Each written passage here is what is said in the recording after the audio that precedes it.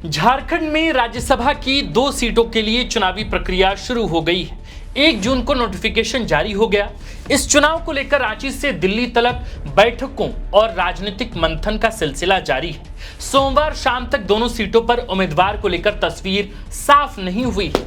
अगर सिर्फ number game की बात करें तो सत्तारूढ़ इंडिया ब्लॉक काफी आरामदायक स्थिति में दिखता है। झामुमो, कांग्रेस, राजद और माले को मिलाकर गठबंधन के पास कुल 56 विधायकों का समर्थन है, जो दोनों सीटें जीतने के लिए पर्याप्त है। पहली सीट पर झामुमो के प्रत्याशी की जीत 110% तय है। असली पेच दूसरी सीट पर फंसा है। सत्तारूढ़ गठबंधन की दूसरी सबसे बड़ी पार्टनर कांग्रेस इस सीट पर अपना नेचुरल क्लेम मान रही थी, लेकिन तभी 2 विधायकों वाली पार्टी सीपीआई-एमएल ने भी अपनी दावेदारी पेश कर दी है और यहीं से पूरा राजनीतिक समीकरण दिलचस्प हो गया है। माले का कहना है कि झारखंड में 2019 से लेकर आज तक उसने हमेशा सरकार और महागठबंधन का साथ दिया, कभी कोई पद नहीं मांगा, कभी सत्ता में हिस्सेदारी नहीं मांगी। लेकिन आज की तारीख में जो सियासी हालात हैं, उसमें राज्यसभा में उनका प्रतिनिधित्व वक्त की मांग है।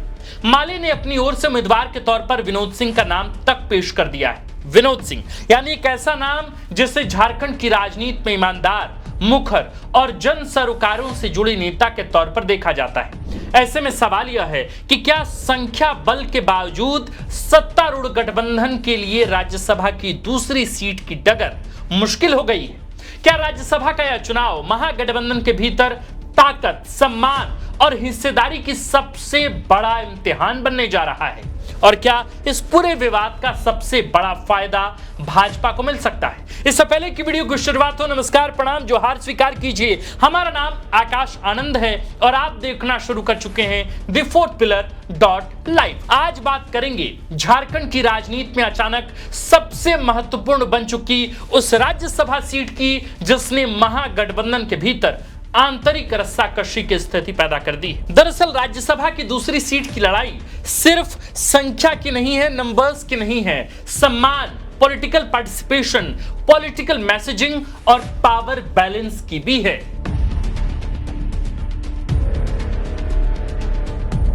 पहली नजर में किसी को भी दरअसल यह सवाल परेशान कर सकता है कि आखिर 2 विधायकों वाली पार्टी राज्यसभा सीट पर दावा कैसे कर सकती है? लेकिन माले का तर्क संख्या से ज्यादा राजनीतिक नैतिकता पर आधारित है।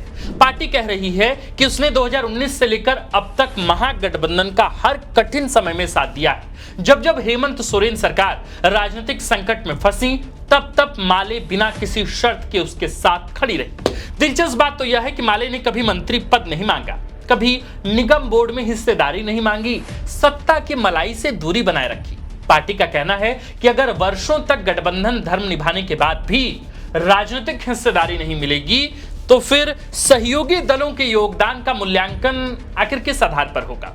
यही वजह है कि प्रदेश सचिव मनोज भक्त खुलकर कह रहे हैं कि अब समय आ गया है कि महागठबंधन उनकी राजनीतिक भूमिका को स्वीकार करे और विनोद सिंह को राज्यसभा भेजे। यह केवल सीट मांगने की राजनीति नहीं है, यह गठबंधन के भीतर सम्मान और प्रतिनिधित्व यानी कि रिप्रेजेंटेशन की मांग भी है।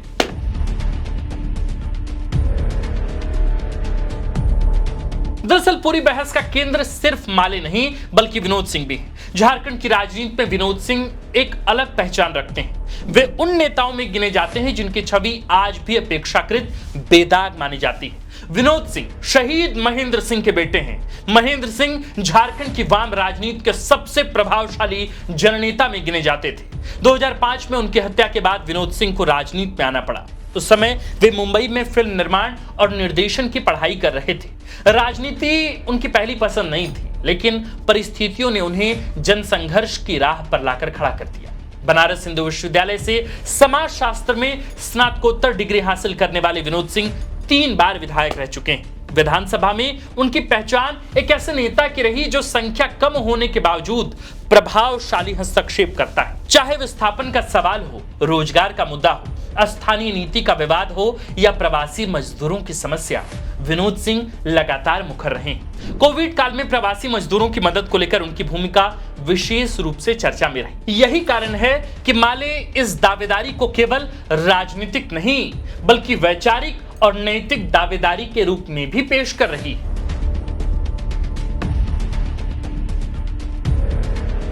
भाकपा माले और हेमंत सोरेन सरकार का रिश्ता भारतीय राजनीति के सामान्य गठबंधन मॉडल से थोड़ा अलग है।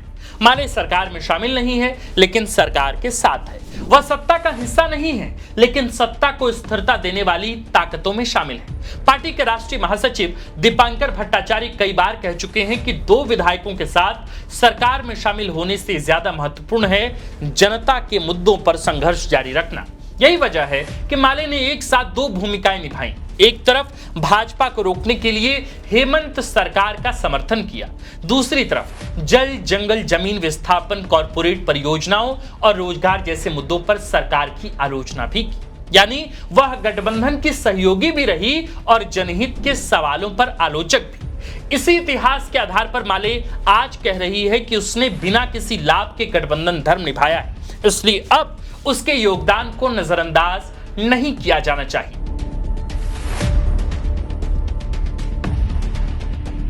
यहां से मामला दरअसल बेहद दिलचस्प हो जाता है। राज्यसभा चुनाव सामान्य चुनाव तो नहीं होता, यहां हर वोट की कीमत होती है। अगर माले अपनी दावेदारी वापस नहीं लेती और महागठबंधन उसे सीट नहीं देता है तो उसके दोनों विधायक मतदान से दूरी बना सकते हैं। ऐसी स्थिति में महागठबंधन का प्रभावी आंकड़ा कम हो जाएगा। यही वह स्थिति होगी जिसका फायदा भाजपा उठाने की कोशिश करेगी। भाजपा पहले ही चुनावी मैदान में उतरने की तैयारी कर चुकी है। उसे पता है कि सीधी लड़ाई में संख्या बल उसके पक्ष में नहीं है, फेवर में नहीं। लेकिन अगर महागठबंधन के भीतर असंतोष बढ़ता है तो राजनीतिक संभावनाएं अचानक बदल भी सकती हैं। राज्यसभा चुनाव का इतिहास बताता है कि कई बार 1-2 वोट पूरे परिणाम को बदल देते हैं। यही कारण है कि इस चुनाव में माले के 2 विधायकों की संख्या भी आज असाधारण महत्व रखती है।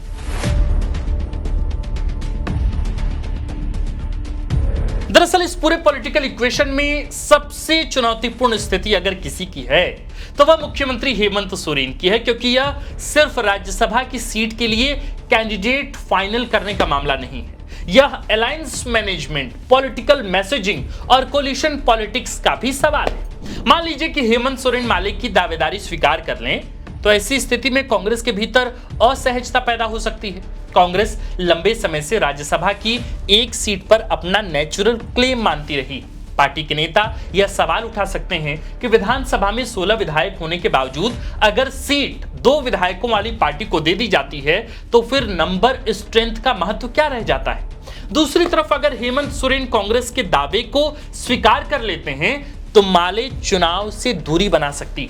यानी चुनौती सिर्फ यह नहीं है कि दूसरी सीट किसे मिलेगी, असली चुनौती यह है कि जो भी फैसला होगा उसका असर आने वाले वर्षों की पावर इक्वेशन पर भी पड़ सकता है। हेमंत सोरेन अच्छी तरह जानते हैं कि झारखंड में उनकी सबसे बड़ी राजनीतिक ताकत सिर्फ संख्या बल नहीं बल्कि गठबंधन की एकजुटता है। इसलिए उनके सामने चुनौती सिर्फ कैंडिडेट सिलेक्शन की नहीं बल्कि कोलिशन बैलेंस बनाए रखने की भी है। यानी कि गठबंधन में एक तरह से बैलेंस बनाए रखना भी हेमंत सोरेन के लिए बड़ी चुनौती है। आने वाले 2-3 दिनों में यह तय होगा कि राज्यसभा की दूसरी सीट कांग्रेस के खाते में जाती है या माले के विनोद सिंह उम्मीदवार बनते हैं। क्या वाकई कोई ऐसा समझौता बन पाएगी जो गठबंधन के सभी दलों को स्वीकार्य हो? जाहिर है कि झारखंड की राजनीति में इस बार राज्यसभा चुनाव सिर्फ सांसद चुनने का चुनाव नहीं, यह महागठबंधन की अंदरूनी राजनीति का सबसे बड़ा इम्तिहान भी है। और आप इस इम्तिहान पर क्या सोचते हैं, इसके लिए जरूरी है कि आप हमें कमेंट कर बताएं ताकि हम आपके राय भी जान पाएं, आपके विचार भी जान पाएं। आप मुख्यमंत्री हेमंत सोरेन के समक्ष की चुनौती को कैसे देखते हैं? क्या वाकई वाम दल की दावेदारी से कांग्रेस की दावेदारी कमजोर हुई, या आपको लगता है कि अब इस महागठबंधन का जो महत्वपूर्ण घटक दल राजद है, जिसके पास फिलहाल 4 विधायक हैं, क्या वो भी ऐसे दावेदारी कर सकता है? आप इस पूरे मसले पर क्या सोचते हैं, हमें कमेंट कर जरूर बताइएगा। बाकी अगर आपको वीडियो पसंद आई हो, विश्लेषण पसंद आया हो, तो आपको इस वीडियो को शेयर करना है। कहां आप अपने व्हाट्सएप ग्रुप में इसे शेयर कर सकते हैं। फेसबुक पर अगर आप यह वीडियो देख रहे हैं तो अपने प्रोफाइल पर शेयर कर सकते हैं, और द फोर्थ पिलर के फेसबुक पन्ने पर पहली दफा आए हैं तो फॉलो कीजिए, यूट्यूब पन्ने पर देख रहे हैं तो सब्सक्राइब कीजिए, और इंस्टाग्राम पर देख रहे हैं तो फॉलो का बटन जरूर दबाइए। बाकी देखते रहिए द फोर्थ पिलर। हमारा नाम आकाश आनंद है, कैमरे के पीछे अमन, और इस शानदार से कंटेंट रिसर्च स्क्रिप्ट को लिखा है झारखंड के वरिष्ठ पत्रकार व रांची प्रेस क्लब के प्रेसिडेंट शंभुनाथ चौधरी सर ने। शुक्रिया, जोहार।